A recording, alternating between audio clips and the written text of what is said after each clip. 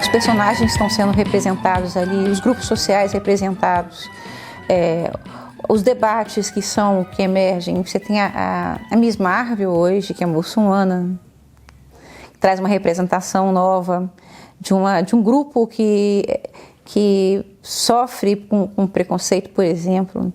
Você tem um homem de ferro, uma mulher negra, né?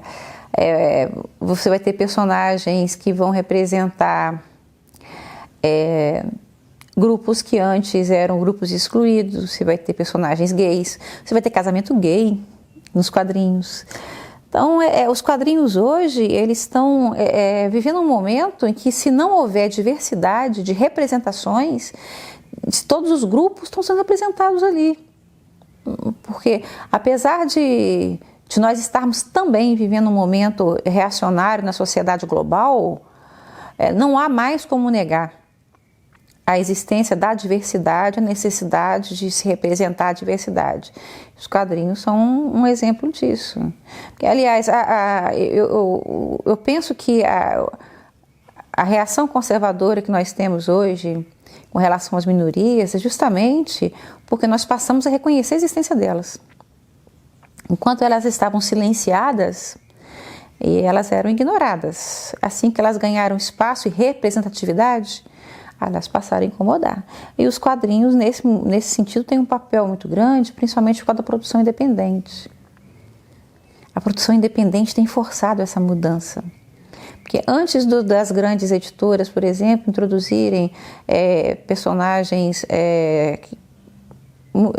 vamos dizer assim, que eram marginalizados como protagonistas de histórias, os quadrinhos independentes já faziam isso. Faziam isso com sucesso, atingiam um grupo que antes não se sentia representado e acaba forçando a grande indústria a se adaptar e a mudar. Maurício de Souza tem tentado mostrar a diversidade tanto nos quadrinhos infantis quanto nos quadrinhos para jovens. Tanto que a Turma da Mônica, ela traz elementos, por exemplo, você tem deficientes visuais, você tem cadeirante, você tem negros, você tem autista, você tem pessoas de vários grupos étnicos também que vão estar sendo representados lá, nem sempre como protagonistas, mas presentes e algumas vezes até tendo histórias suas próprias. Você vai ter de tudo. Mas eu acho que o importante é perceber que as pessoas estão questionando os estereótipos.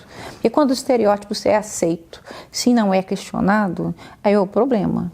Uma vez eu estava participando de uma visita guiada e um guia, um cara assim, muito bom de serviço, ele falando da questão da multiplicidade de vozes. Ele falando que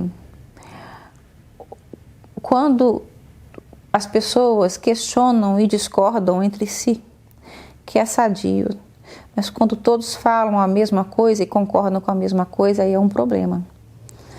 Então, eu penso que se você debate e discute a diversidade, isso é saudável. Quando você é impedido de poder falar ou você é obrigado a concordar com alguma coisa e impedido de questionar sobre aquilo, aí é o problema.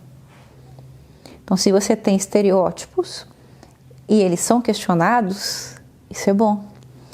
Se eles existem e eles não são questionados, aí é um problema. E aí, mas o fato até deles existirem motiva as pessoas a darem uma resposta, né? Fazer uma contraparte daquilo. Então, por exemplo, você tem estereótipos de mulheres que estão sendo reproduzidos, um sexismo reproduzido constantemente nos quadrinhos. Em resposta a isso, você tem, por exemplo, quadrinhos feitos por mulheres e até por homens também, que questionam esses estereótipos. A questão do corpo feminino é uma coisa muito questionada. Muitas autoras hoje produzem quadrinhos com mulheres que fogem completamente do estereótipo, da estética que se impôs com relação ao corpo feminino. Muitos autores, homens, também tem fugido do estereótipo com relação ao corpo masculino. Você tem a representação visual da sociedade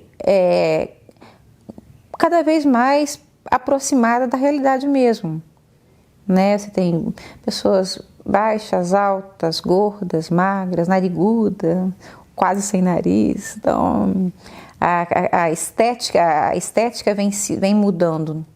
É lógico que você vai ter, os estereótipos vão permanecer, vão ter quem compre esses estereótipos porque quer viver naquela ilusão daquela perfeição que não existe. E vai ter aqueles que vão se ver representados naqueles quadrinhos.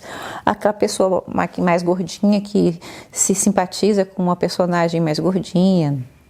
A pessoa negra que se simpatiza com um personagem negro. Sei lá, a diversidade ela atrai. A falta de diversidade ela afasta.